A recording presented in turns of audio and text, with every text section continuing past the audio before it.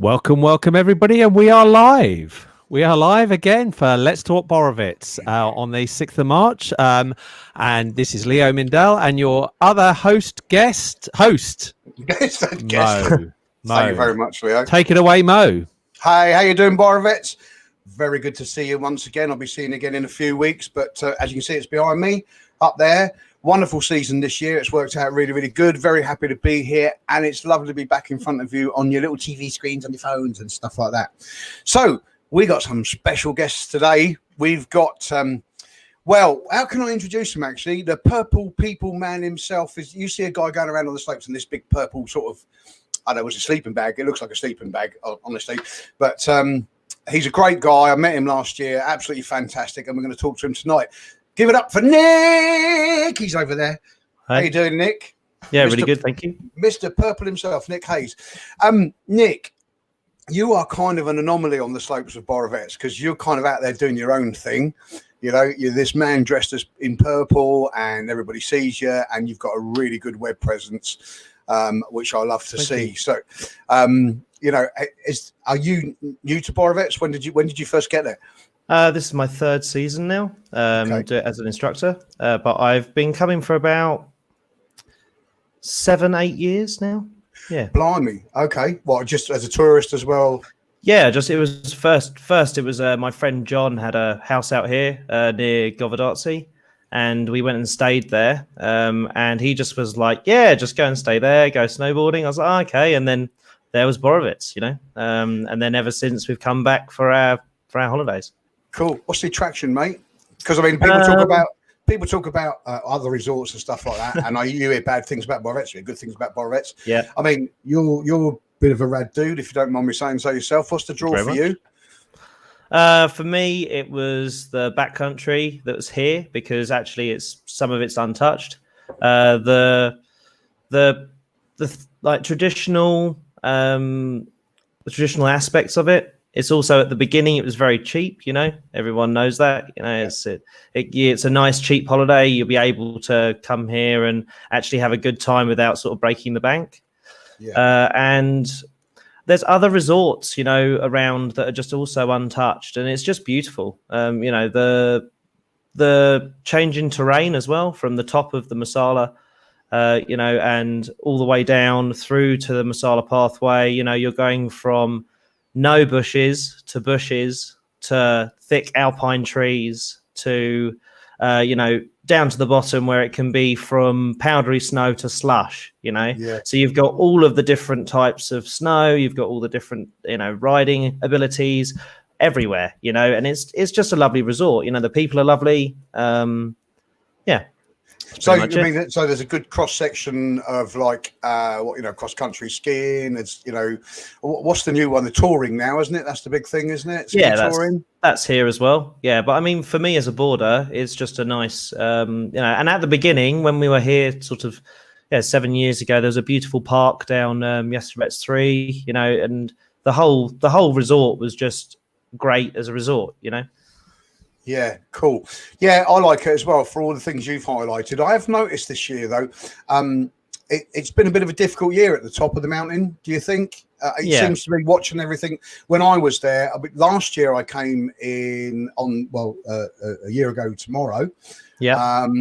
And we spent the whole week on the top of the mountain just playing up there. So we love to play. Couldn't really get down the Musala pathways, nothing.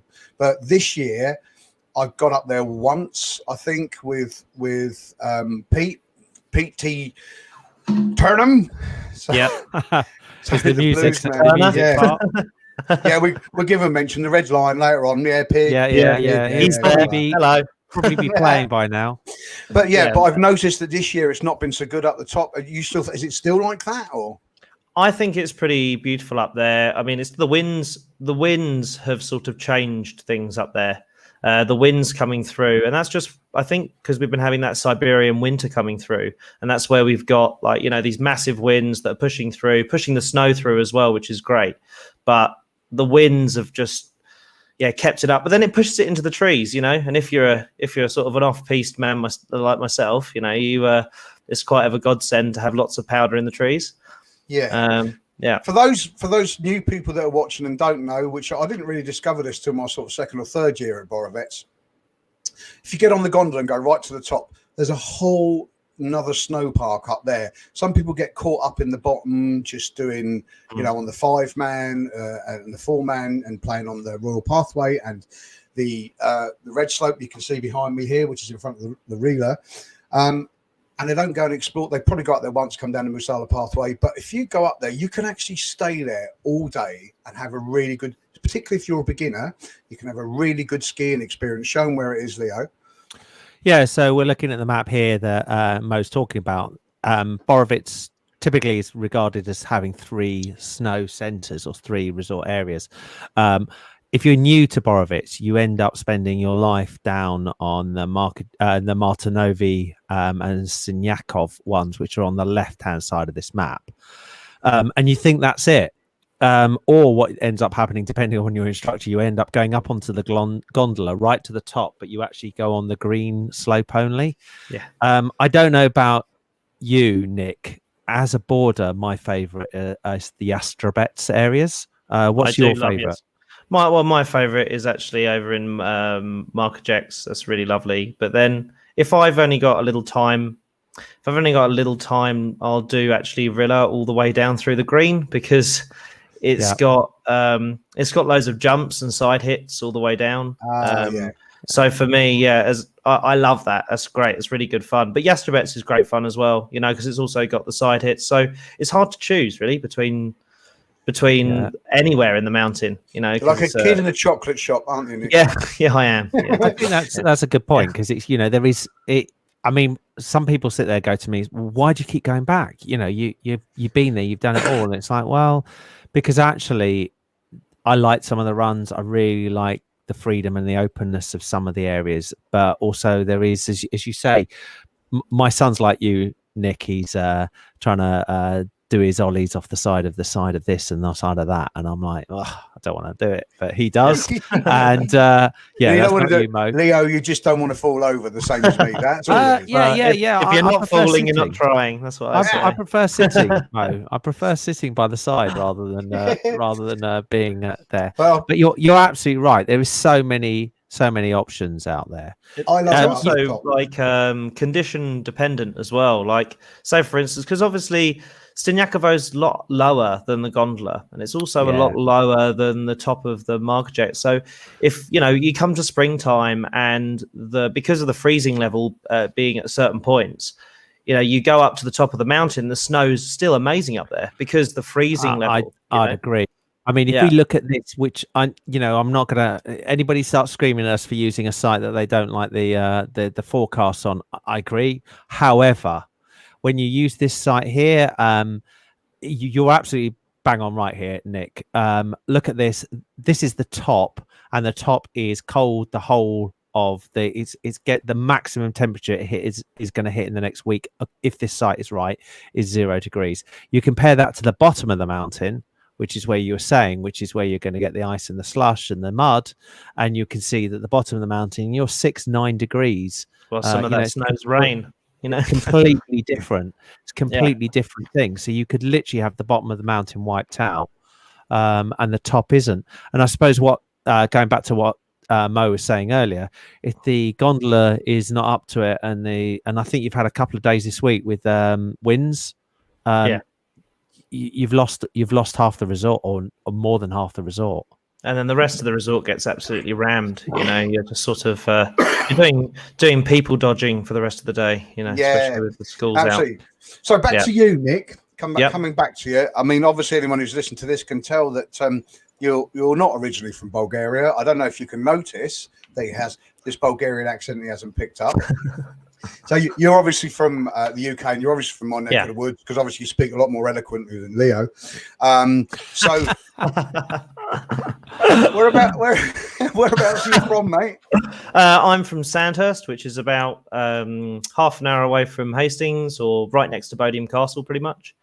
My stomping ground was Tunbridge Wells when I was younger, and then posh. Yeah, a little bit, just a little bit with a capital P. Yeah, I love it. Yeah, I love it down there. You grew up round this way then, yeah? Yeah. Oh, cool. So, I mean, And there's obviously another little bit of a tinge in your accent now, and I can only reason I can tell it is because a lot of my family are from that part of the world. You spent quite a lot of time in another country, which is the other side of the world. Where was that? New Zealand. Cool. Yeah. Were you teaching in New Zealand, or was it just like a trip that went wrong and you ended up staying there for too long? No, well, what happened was actually I had an epiphany while I was I had one of them this morning. when I was standing on site, because I used to run a electrical company and also be a foreman for a building company. So I was running building sites and also my own electrical company at the time. And I literally had an epiphany while standing there looking at plans and just like, I don't want to do this anymore. That's it. Yeah. I want to do something that I love. So from that point, I thought, right, I want to be a snowboarding instructor. So went ahead and I love snowboarding, you know. So I thought, well, I want to be a snowboarding instructor. So I researched where the best qualification was and what was seen as the highest qualification in the world, and it was New Zealand. So I went for that course. I went for that course. I got my working holiday visa so I could work there as well. And I renovated my house, put my house on the market, moved to New Zealand. First year I damaged my shoulder. I was coming off a box, doing a front side board slide, and caught the edge and went straight onto my shoulder into the ice. And that put me out for that season, but I continued to stay in New Zealand and rehabilitate my shoulder using climbing and yoga and lots of meditation. And through that, the next year I was on the slopes, ready to go to get my level 1, level 2, and smashed it. Got it. Cool. Yeah. I've been watching this year has been the Ski World Cup. And I actually paid particular attention to the snowboarding event. And wow, I mean, amazing! You know, these guys doing triple backflips with a twist, and it's just outrageous. You know, and it's insane, man. It's brilliant, and it is so much fun to watch. You know, and it's I put it on if you watch some good ice. I mean, I love winter sports anyway, but to me, it's better than almost as good as watching the ski jumping. But it's like ski jumping, but with with attitude. It's just I totally agree. Yeah, I mean the ski jumping is just insane. Like some of the like the ski jumpers that, I mean, their technique now is just crazy, and where they're hitting the bottom, they need to make the ramp longer now, because they're pretty much hitting the flat, Would you like to see the ski jumping Borovets reinstated? I would like to see a ski. It would be great to have reinstated, and also a park in Borovets would be amazing. Yeah, I was just about to put a message up about that one. I was just getting there. You beating me to it. Yeah, that's it's a little bit of amongst sore us subject. Instructors around here. It's a bit of a sore subject. First year I came, there was one right. If I look here, it was one just here.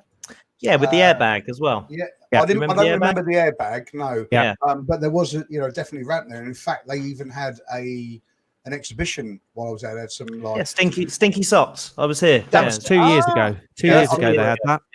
Yeah. 5 or 6 years ago they had the airbag. They haven't had the airbag, I think, for at least 5 years. And before then, it was up at Gillis-Coates 3. So the whole of Gillis-Coates 3 was a park. And I remember the first time coming here, and it was amazing snow. It was absolutely incredible snow, and they had this massive park. I was like, oh my god, this place is like heavenly. Look at it. It's got the park, it's got the powder, it's got everything, and and then they moved it from Gillis-Coates 3 all the way down to the bottom of the outside the Rilla, which was also good. Yeah, it was a good little jump there. I'm a skier, and I still think they should bring it back. But I obviously know there's still a stigma attached to it, because I caught a video in America. It's on YouTube somewhere. I should have hooked it out for this. It was 1985 when snowboarders first started coming down, and they were the ski patrols were throwing them off the slopes, and they were like scum. It was, just like if you had a snowboard, you weren't welcome and you were dangerous, and and they probably showed some pretty shocking footage. But hey, you could come out to Borovets at any time of the year and I'll show you the same footage with people on skis. Yeah. Definitely. I think it's it's the person on the thing that's sliding around that's the dangerous thing, you know. Yeah, I would agree. I mean, as an instructor out there, and you've mentioned about the fact that there's discussions within the other instructors about the lack of a snow plaque. What's your feeling? Any reason why, or is just without I'm not sure. I mean, I've personally emailed Borovets and asked why, with no sort of reply back, which is a shame. I know maybe don't have the time or whatever. Yeah. And it's just such a shame that they haven't, because really all these people doing tricks off the side hits and things like that, that's going to happen. But actually, that's more of a danger because of other people being on the piste. Someone's going off the piste, on the piste, and jumping back onto the piste. Yeah. That is people that are also traveling right onto the piste, and you're jumping back onto the piste. That's dangerous. When you've got a park, you've got park etiquette. So people are going, right, it's my turn to drop. Yeah, okay, now it's your turn to go. Now it's your turn to go. Same with the rails, same with everything like that. I believe Hunter's put a couple of rails up behind there today. This behind Violet. I stayed in Violet Apartments last time I came, and it was literally right outside my balcony with no one on it. I don't know about the nobody on it. Have you seen it? No, I haven't actually been there yet. Because I think they actually, I think you have to get either a ticket to use it or something like that. I know I've been sort of invited to go, but at the time I was actually teaching all that day. Yeah. And when there's snow, I like to go and free ride, even though I love the park. But it's just the fact that it's down the bottom and it's not up the top. Where up the top, it would also keep frozen, and down here you have to keep it really good all the time because it's a lot warmer. You can't keep it. A couple of years back when I came, do you know the little place outside Flora that used to be? Is it the Burton shop? Used to be called the Spot, and it was owned by Vulcan. Yeah. Yeah. Now they got like a little stream, and I guess in the summer it's like full of goldfish or whatever. But guys were on boards coming down there and doing jumps across the path. It was really cool. And then this really weird vehicle outside as well. That was brilliant. Yeah, I remember those. That's brilliant. It's brilliant days. Nick, those guys that run that, they're the people you know well? Yeah, I know Demeter quite well. Basically, I have for it's been because I've done back-to-back seasons, 7 seasons now. So I've done like 7 winters in a row. So from here to New Zealand, back-to-back. So this is my 7th winter in a row. And I've used, I love it. Well, why wouldn't you? So I've used his boards now for 7 seasons. So since I was an instructor, first season in Borovets was my first season. I was qualified and I came to Borovets my first season. So I went to Demeter, first time I ever met him, and bought his Balkan G. Absolutely amazing board. Like, it's super playful, and it's just brilliant board. Then I went back to him and said, look, I want something a little bit stiffer. What have you got now for me? And he's like, oh, try the Progress. So I bought the Progress off of him. Again, brilliant board. It's lasted me now. This is my 1, 2, 3, fourth season on it. And it's absolutely brilliant. So just put it into context because most of us are not spending winter to winter. You've bought a board. It's lasted you 4 seasons back to back. So that's basically in normal people's turn. It's like that's like 8 years worth of if you did a whole season. But most of us only do say 3 weeks maximum of a season. So and I'm riding probably some days I'm riding 12 hours a day. Teaching and riding. Absolutely. In anything else, it's like and it's surviving. Oh, it's really surviving. It's still going now. I literally for my birthday, because my birthday was on the 5th. So of March. Yeah, literally just gone yesterday. Mine's it was awesome. Yeah, awesome. There you go. So for my birthday, I went I'm to not 7 as mates. old as you, though, man. Oh. Yeah, so my birthday went to another resort, which is Seven Lakes. It's an amazing little resort, just out of here, and it's still going big. You know, I'm dropping some of the big lines there, and it's still holding beautifully. You know, and it's my teaching board as well as my riding board. So you told us all about it. Talking about it's boards. I haven't got a clue. Oh, he doesn't have a clue. There's an obvious question coming up. How much? Give us roughly what we're talking about. Well, you spend about sort of 500 to 600 euros on a board, but the Progress is custom built. So you decide the length. Obviously you do that anyway. But you decide the flex. You decide what profile it is. You know, whether it's camber, whether it's hybrid, whether it's flat. That's with the Progress anyway. And with the Level, which is new one, it's a medium stiff board. It's again flat, and it's just they're just brilliant boards. He makes them. Each one they make them in resort. Am I right? He makes them in Sofia. Yeah, Sofia. So he has. If you want a board, if you're a snowboarder, you're coming out to Borovets or Bansko or Pampavov, because it doesn't really matter because they'll do them all. You can basically get your board custom made for you for when you arrive, or get it right. You'd have to pre-order, but yeah. He's such a lovely guy and very, very genuine about, you know, how he wants to push his brand. And what I love is it's such a small company. Yeah.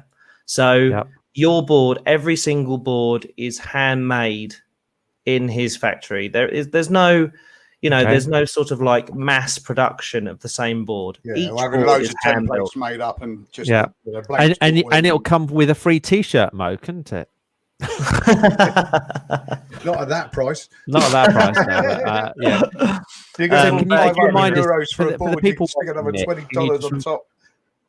Nick, for the people watching, can you tell them the name of the company again and how they can contact? We can put a link.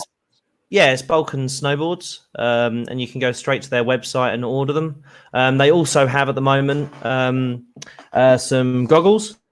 I just thought I'd show them just as we're here. So these are the FLXs, right? Now these are the best goggles I've ever tried. That I wear these one lens for everything. Like, I don't change it. Mist, whiteout, sunny days, even though you have another lens with you that's sunny day lens, but I can still wear these in a sunny day. Really, really nice quality. What I also love about this is the fact that how easy it is to clean. You literally just pinch the sides, and there you go. Magnetic. It's amazing. Absolutely awesome. And then straight back on. And you wear the same ones. Yeah, I know you do. Yeah, Mo and I are good for gadgets. Good for gadgets, definitely. And do you wear the same lenses at night time? Because I know I see you night skiing a lot. Yeah, same lens. You can actually get those Ollie Molly, which is in resort. You can actually buy them in Ollie Molly. They're there. I can see with this. Now I had a problem. Hang on, I'm going to let him carry on. Go on. I'm going to feed his plug. I had a problem finding Ollie Molly when I was there. So tell us exactly where it is, Nick. Okay, you know where Aldo is? I think everyone knows where Aldo is. Right outside Bobby's. Yep, right outside Bobby's. You've got Aldo, and you've got the main strip, which goes up to the Rilla. Yeah. Yeah. And then you've got the left-hand turn. You take that left-hand turn, and where the Rosignol shop is, next to the Rosignol shop. All right. So right next to Bubo then. Yep. And pretty much behind the Rilla. If you go down the steps inside the Rilla and go out the back, you've got that back strip of all those shops. You can see them next to the Rosignol flag. Where you are now. I know exactly where you mean. Brilliant. So a little big up because this is what, a second year in business or first year in business? First year in business, and they're brilliant. Because you've got all of their boards are pretty much new. Like the other day, I took a student in there the other day to get fitted, and they unwrapped a board. Really? Yeah. Like that is cool. You know, Isn't that So, awesome? It's just like amazing. Yeah. are they going to be stocking the Balkan boards? Because I can't remember which Next season, next season they're in talk with Demeter about doing that. Also having some demo boards for Ollie Molly, so they can go in there, demo some of the range. So probably not the Progress, because the Progress is custom built, but the Level, the G, maybe the V, the L, and the M. Maybe look at some of Leo's those. face. Look, I know. Yeah. I know. That's really, really topping the sweet shop. One day, Mo, we'll have to get you on the board. I can't see it happening. Well, I did spend a lot of my youth on skateboards, and I still have a longboard. I've still got. If you've got a longboard, Mo, then you'll be. I spend a lot of time. I go to Newquay in the summer. I go surfing. Oh, there you go. Okay, then I still don't want to get on a bloody snowboard. Why? Why? I don't know. Because I'm 53 tomorrow. I used an accident of birth, mate. I used to, growing old is mandatory and growing up's optional. That's what I always say. No, I think for me, most of my winter sports are ice skating. So I'm an ex-ice hockey player and an ex-skater. I used to work, a little bit like you with your snowboard, and I'd put my skates on at 9 o'clock in the morning and they'd come off at midnight. I'd be on the things all day. I never took them off. I still got them. My Dow's 501s, I still have them in my loft. I don't fit as well as I used to. So I'm quite used to being on 2 feet. In fact, I'm so going to try those blades because I reckon they might be better for me.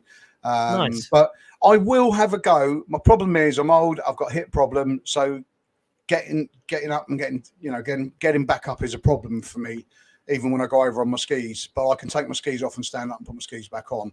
I have a problem reaching down and doing my shoelaces on my left shoe because I have a left hip problem, and I might need a replacement. So doing the bindings up would be very difficult for me, and that's the only reason. Otherwise, I'd be on the board now. Oh, fair play. So we talked quite a lot about the fact that you've spent the last. So I'm going to work that out. That's 3 seasons. You said 7 in a row. Yeah. Did that mean 3 years? Yeah. 3 years. 3 years. Yeah, 3.5. Yeah. Yes. Where did you originally learn to snowboard, or where did you originally pick up the New Zealand?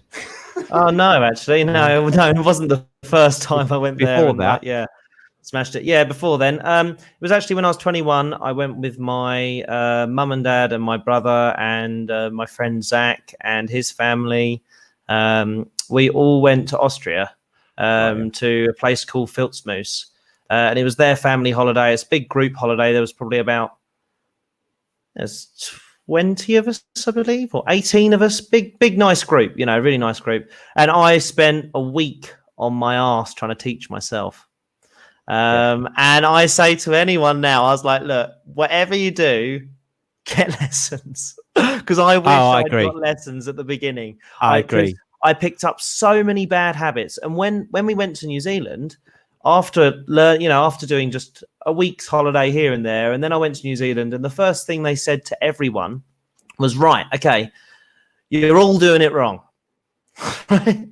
That was the first thing they said, even though there's some good riders there, but they said, like, right, you're all doing it wrong. We're starting at the beginning. We're starting at step number 1, and that's where, my whole technique was picked to pieces, and it was amazing though, amazing. So with that experience, and you must get a lot of these. I want to do a 2-hour board session in the afternoon on the Thursday of my day from last day of holiday. Yeah. How do you deal with that? Because I look at that and I think, I don't know why anybody would want to do that, because it's just going to be hell. In what respect? The fact that they've already snowboarded before? No. The fact that they spent a week skiing. They're good at skiing, and then suddenly they're presented with they want to do this taster session. And I'm just worried that people walk into those taster sessions. Does it put people off, or do the people like it?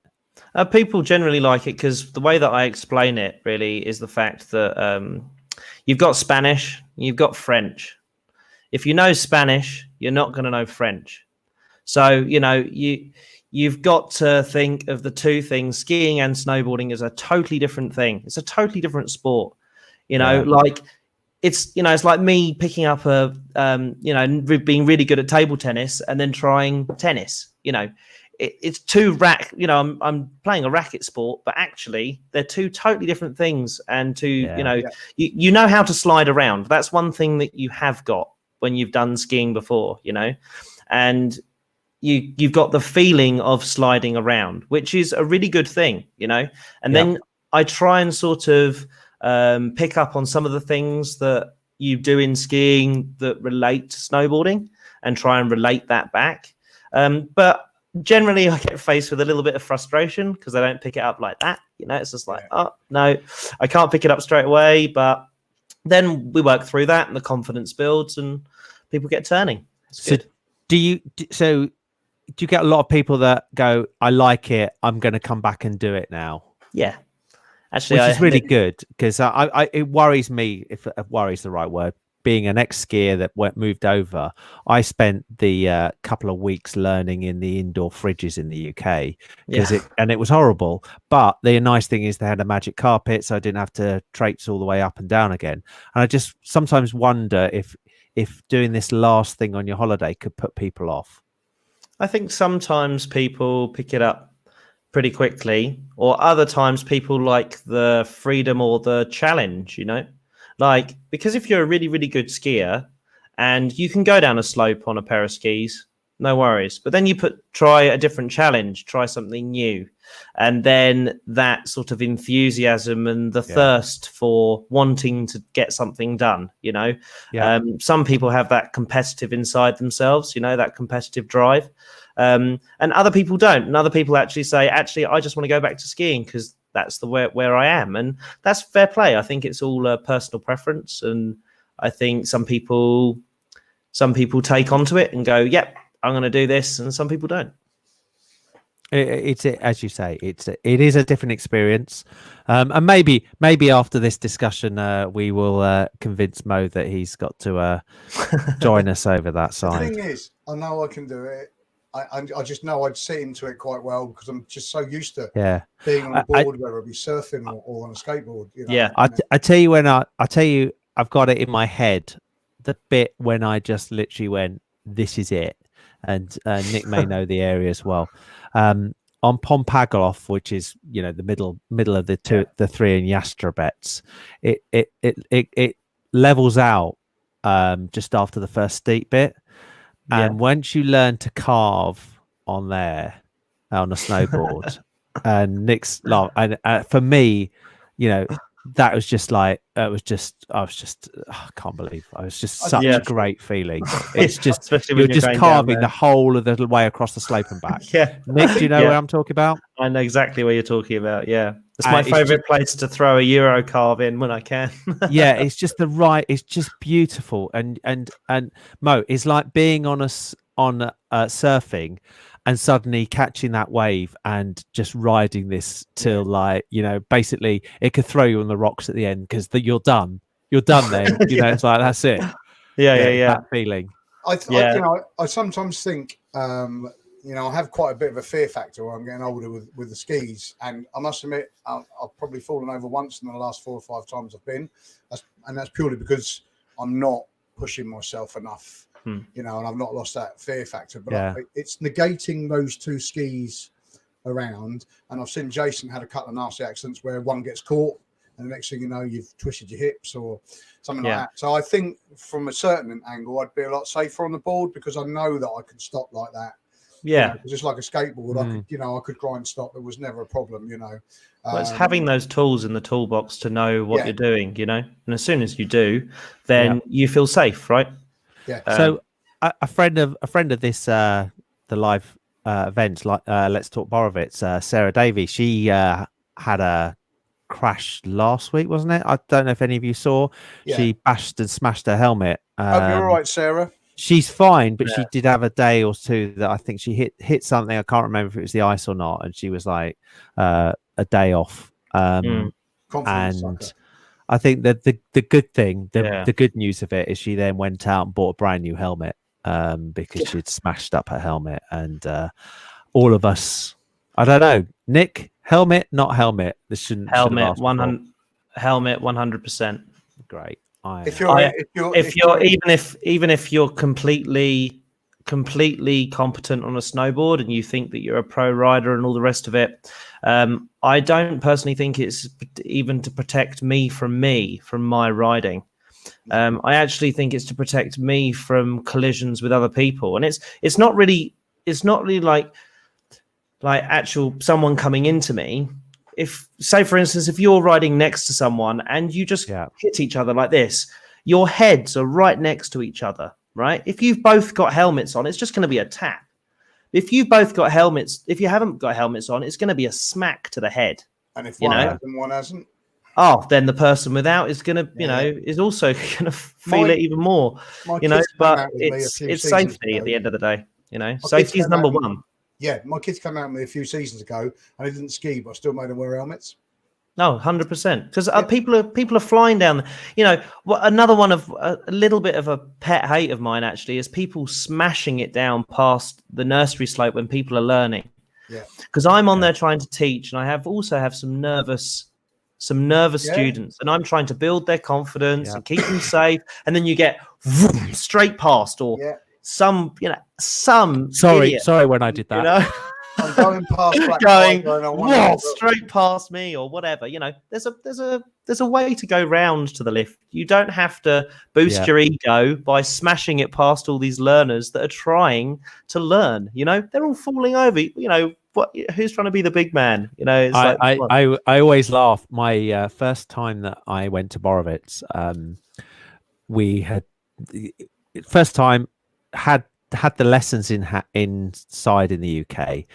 So myself, my son and my daughter, we turn up, we borrow sport first time. They trudged us up the top of the nursery slope. Is that the right term? Yeah. There where you're learning to snowboard. Yeah. The instructor was at the bottom and he said, right, come down. And the instructor was Nico, which I think you know Nico. Yeah. And he literally came down.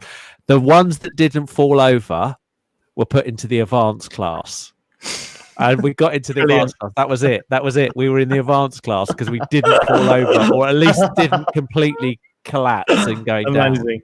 And that was it. But but you're absolutely right. There is such a large. We looked at it earlier. I think it's 55 kilometers of runs in Borovets. Yeah, you don't need to go on that last kilometer and murder all the. No, unless it's clear. If it's totally clear, then especially on night ski, if it's clear, I even like to come down there and night ski because it's flat and you can get a really nice carve coming through there. And if it's totally clear, that's fine. But when there's loads of people there, you don't know what could happen. Like you could hit a lump of snow. It doesn't matter how good you are. I mean, I've been at the point where I've hit a bit of ice or hit a bit of slush that I didn't know was there. The snow conditions are changed. And then all of a sudden I'm on my arse, I've actually seen more injuries down that, literally right underneath Mo's shoulder there on the map behind him. About there where the six man, just that corner, exactly there. That corner, that corner there. My wife, literally there was where my wife did her knee 2 years ago on our very last run at night time. And it's like, because you sort of you get to that bottom bit, you just relax and bang. She was on her skis and she did her knee there. Take your concentration away a little bit. Yeah, next thing you know, Leo's got his camera on and you've been framed. Talking of you've been framed, tenuous link. I knew I'd get it in. Tenuous link. I've obviously got to talk about this because this is being a vlogger and coming out of Borovets and spending so much time taking videos and stuff like that. I noticed this year for the first time you guys are doing something really cool and I love it. I'm loaded with tech. I've got my GoPro 7 Black, which is generally stuck on my helmet. And I've got friends with me and I've skied down using my mobile phone, holding it out like that. But I never get a decent shot of me skiing.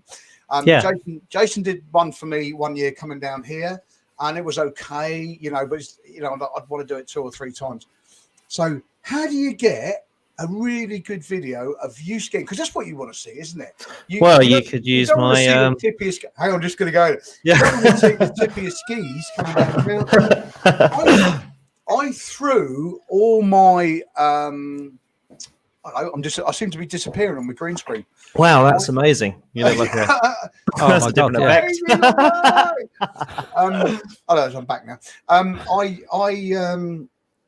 I literally threw all my footage from my GoPro away this year because I just like it's just crap, you know. And then I saw what you guys were doing, and you're coming out for a day, half a day, couple of hours, and actually videoing people skiing, because that's what you want to see. You want your friends to see you going, was you skiing. And you guys are such good boarders and skiers. You can go backwards and get some really good shots. Nick, tell us a bit about it, because this is a great concept, and I think you're the only people there doing it, and I think it's brilliant. Well, we noticed that there was a gap there, the fact that no one was doing really camera work. And as a digital nomad, when I'm not here, when I'm not doing my snowboarding instruction, I do graphic design and do some videoing and sort of do ads for people and stuff like that. That's how I sort of also keep alive, not just doing this, you know. That's how I get some income in. So I've got all the gear, you know, I've got all the gear to do it. So I've got my drone, I've got cameras, and also Jack, my friend Jack, he's got a nice camera. Smith Jack, he's on Facebook. He's got a nice camera.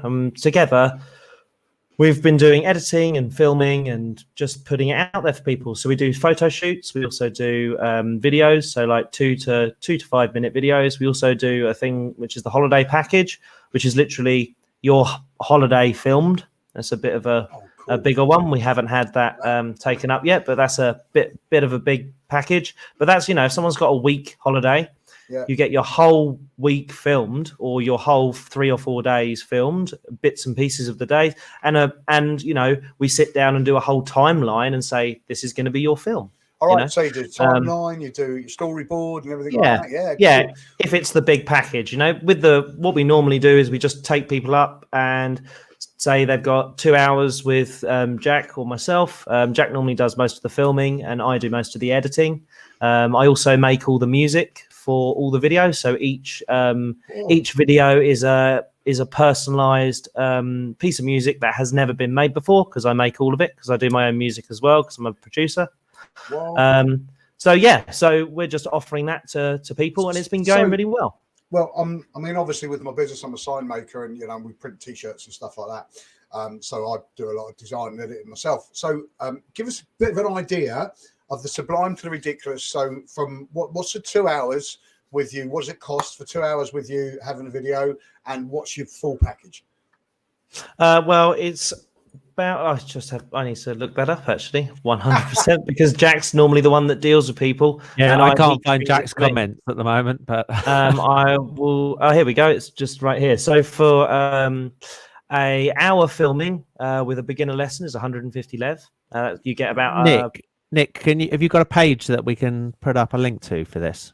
I can actually give you the price list. I will. Okay, great. Yeah, sorry, I'll give you the price let list. you keep going. So that's just like basically the beginner lesson. So you get to film, you know, the start of someone beginning to ride and how they feel and all the rest of it. And that's like 1 to 2 minute edit. And then for a 2 hour filming of beginner lesson, it's 200 lev. You know, that's like a 3 to 5 minute video. So just for people that are watching, and I'll explain this so it doesn't come from you. We've all spent a bit of time editing videos at home. I spend a lot of time in the workshop on the computer. I'm looking at 4 screens now. I spend a lot of time designing bits and pieces and editing bits of videos and clips to go and stuff. And I use Adobe Premiere and stuff like that. If you've ever edited a video, it's hours of work. To get a 2 minute video is hours and hours of work. So don't ever think, oh, I get 2 minutes. Well, that's like 70 quid, you know, but that's bloody cheap, man, because like, I know how much work goes into editing. I go to a band rehearsal one night and we'll do a 3 minute song. And then I'll come back and I'll put those clips into a video. I could be sat on my computer for 2 or 3 hours. Yeah, I sit here for maybe 2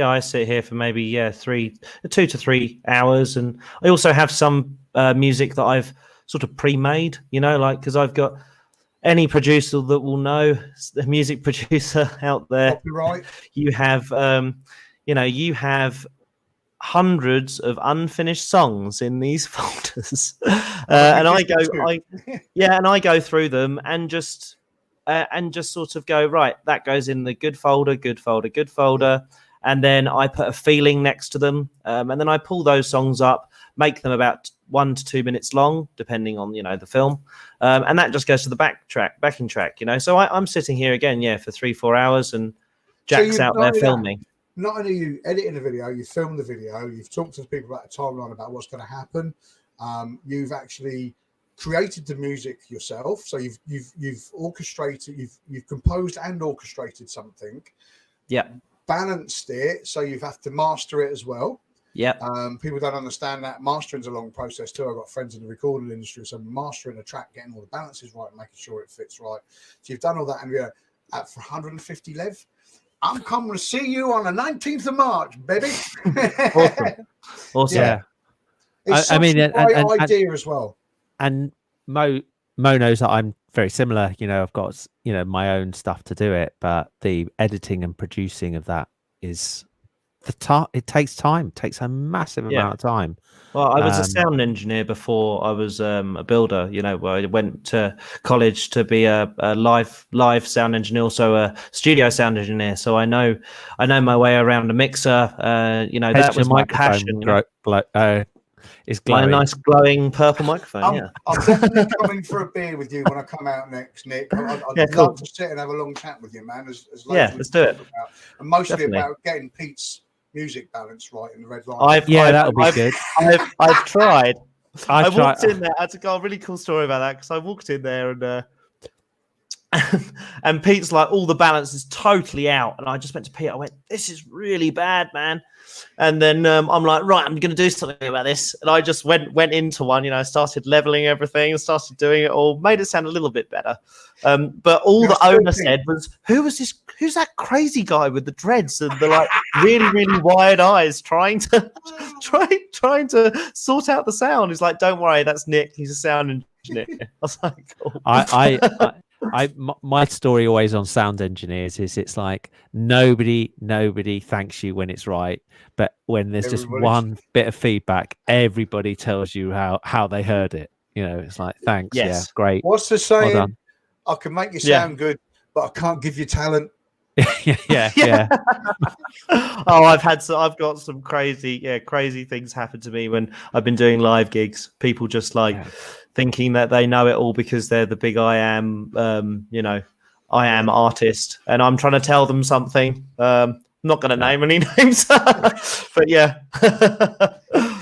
So coming back, I believe we're talking about snowboarding and skiing. Yeah, I here. think so. Yeah. Where is the best place that people get the links to the purple stuff on Facebook? You can type @happy snow instructor, and it'll come up with purple people. Or at the top you can, or at the top you can just put in purple people, and it'll come up with my logo, which is a snowboarder and purple people written underneath it. Yeah. Right. That's it. There you go. There's the link. There's the link. Cheers. So yeah, it is really good. And as Mo's already said, there's a couple of videos that you've done there that you can see on some of the other groups. Cracking stuff. Really good stuff. Really good. Really good. Really well done. Okay, I want to just cover a few things that we always need to cover that we haven't looked at today. And it's not my head. No. We always use this website for the background of everything, the Borovets webcams page and the links to there, because this gives us a good look at what's happening. Nick, do you live close to the slopes? I live at about a 20-minute walk in Sequoia. Okay. Little walk away through the woods. I actually get to walk through the woods in the morning, which is nice, to the slopes. Good sort of time to reflect, Nice so we can see that the cannons haven't been on recently because the lake for the cannons is full. Lake. Yeah, I know, but it's there, and it's just we always end up watching this at night time, which isn't the greatest time to see Well, the it's pictures. But it's the temps, isn't it? That's why they haven't put the cannons on, because the temperature yeah, hasn't been and low enough, unfortunately. so we were talking about the temperatures, and actually, funny enough, Nick and I were both looking at this page earlier today. This is the one that most people recommend as the most reliable for the weather forecasting. We were looking at this earlier today, weren't we, Nick? And it was Yeah, showing indeed. lots of purple, and now it's gone to lots of green again. And this just shows how impossible it is to look at anything that's beyond about 3 or 4 days out, Yeah, because the purple it is the changes, snow depth, and then green will obviously. change to when it's raining. Yeah. And you can see it coming across on here, the weather that comes in, and I think you can work it out. It's coming down from well, it's not quite coming down from Siberia, because that's more would be coming from right to left on this picture if it's coming that way, but it is coming down. You can see where it's coming down. But You've if you got look two here, fronts there at the moment, haven't you? the good thing for you, Mo, is you're going out that weekend, I think, and the snow coming. It looks like the snow coming back in for when you're out. Yeah, but it'll change. It's I know Met forecasters that say they can't. Anything past sort of 48 hours is pure guesswork. Yeah. It is. So that has meant that you've ended up with, as you were talking about before, Nick, that certain stuff down the bottom has ended up being closed. I think some of the ones. So I assume is Gillis-Coates, is it gone at the bottom? Is that where it's gone? Yes. So you can get down to I believe the halfway station will probably be the best place to sort of turn off the gondola halfway station. Okay. Past there, it's just sticks and stones. We got a question, someone asking about the Masala pathway, and I saw some other posts today about the fact that it's mud at the bottom. Have you been down the pathway recently? Yeah, it was quite nice at the top, but then again, it can be really treacherous down there. If you don't know, if you're not a good rider, don't just think you can go down the Masala pathway just because it's a green. There's like stones down some of those sort of S bends that are down there. When there's no snow down there, that can be, it can be quite treacherous around there. If it's closed, it means that there's no patrol going down there. Just think about it. I would say. I mean, as we were saying, there is a lot of different parts to the mountain, and it really is worth looking at. And as we were looking before, and we were looking at this site, and you can really see, you can follow down. The pathway is actually down. It's not actually listed on this yet, which is a pain, but it sort of runs down here. Well, because it's only the Masala pathway is actually only supposed to really be a avalanche escape route. So it's not actually part of. It's not part of Borovets, really. It used to be, but they still have to bash it and maintain it because it's an avalanche escape route from the Markajek. So this website, I don't know if I covered it at the beginning when we were talking, but to get to the Fat Map website, if you go to this one and you click on Peace Map, there's a link through and you can find the Fat Map. I find this fascinating because I love it. It's great. It's the sort of thing where you can sit there in your head and work out where there should be extra trails that they haven't built yet. And it's create your own.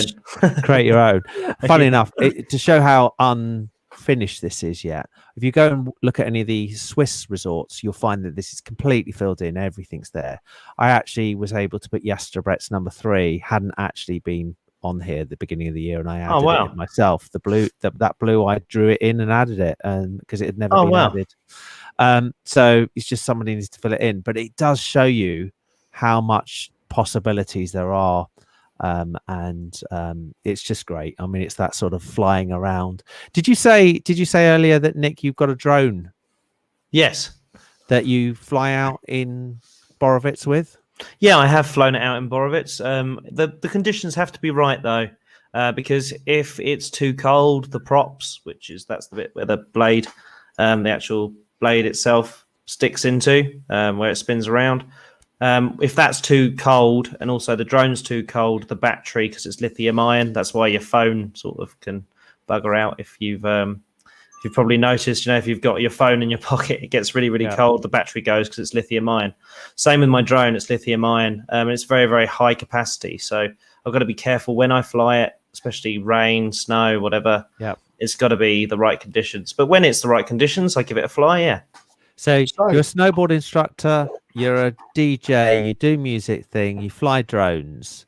And I guess somebody's going to turn around to you and say, when you're going to get a proper job. Hey. Well, you could, or I could say, this is the life. This is exactly, and you're sitting there going, I am in the best job. To quote Winston Churchill, show me a man who loves his job, I'll show you a man who will never work a day in his life. Yeah, exactly. 100%. Yeah. I don't feel, I feel privileged to be where I am. Definitely. 100%. Yeah. But the thing is, though, at the same time, Nick, you put yourself there. So that's not a privilege. You put yourself there. You did the hard work to put yourself. It's not like you've landed there by accident.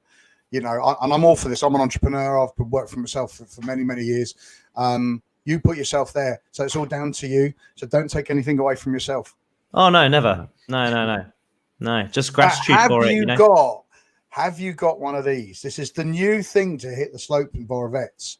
And I've just picked myself one up for the you got one? Yeah. This is the Insta 360. Insta 360. Yeah. So I'm going to have a play with great videos from Ashling. Put some up. If anybody's seen them, Ash, he put some really, really good videos. Did you get the invisible selfie stick with it, Mo? You're supposed to hold your hand up, but the camera doesn't see the selfie stick, or it that's amazing. Hides it. So can you pick your angle with that? You don't have to. Not only that, you just what you do is look. So that's it on the selfie stick there, and I've just picked up a 528 gigabyte SD card. Right. Okay, because I found that 8 gigabytes last for about 12 minutes. So there's your camera there. And it has a seam that it automatically stitches. But when you edit the video, Nick, and we'll have a look at this together when I'm out there, you can actually scan while you're editing the video and zoom in and follow target. You can change your angles. You can change your own angles in it. And the thing I really like about this particular one is if you do this, I don't know if you can see this, but there you go. See that? And it goes straight into your iPhone. And the editing software is on your iPhone, as well as a PC suite. There is a PC suite as well. So you can actually use it plugged into your iPhone. So you can use your phone as a monitor, but you can use it as a standalone like that. And you get a little micro SD card that slots into the hole on the back. An incredible bit of kit. I used it at a band last night and just stuck it because it comes with this holder as well. You just stick it in and stand it up. Nice. Well, we'll have a play with it when I'm out there, and you can have a run around with it. It's a great bit of kit. This cost me. It's refurbed. Cost me £140. That's all right, isn't it? Where did and you it's get 4K. You'll have to send me the link. You'll have to Amazon. send me the link. Amazon. We're running out of time. We have run out of time. But what an interesting man! I mean, I couldn't wish to run out of time. To go over time with anyone else. Nick, you're a lovely guy, and I'm really looking forward to coming out. I'm coming out on the 19th. We definitely got together. We got a lot to talk about. Definitely. That'd be awesome. I'd love that. So you're out. So just remind everybody then, Mo. You're out on the 19th. Yep, so that's. If EasyJet haven't cancelled any more flights. We saw that you had a bit of an issue. So. 2 weeks tomorrow, really. 2 weeks yesterday. Yeah, I'm looking forward to that. Never been this late in the season. And you're out from the 19th through to when? Just the Monday. It's just 4 days staying at the Rilla. We've never stayed there before, so it purely is a ski fest. So or it might even be a board fest. You never know. Oh well. So people should be looking forward to seeing you on the Friday the 20th. You'll obviously be with Pete Turner on the evening of the 20th at the Red Friday, Lion. But I will be doing a Steve I will be doing a Steve and doing some live vlogs from the balcony on the Rilla. I thought I'm not getting topped by that. I've got to go and do some vlogs from the balcony on the Rilla. But I got a really good deal. We got half board, 4 nights, 2 of us for less than 350 quid. That's really good. That's brilliant. You can't really grumble with that, can you? You're out on the 19th, back on the 23rd, I think. If that makes sense to me. And then Commander in Chief arrives. 24th. Yeah. 24th. I fly in, land on the 24th until the 29th.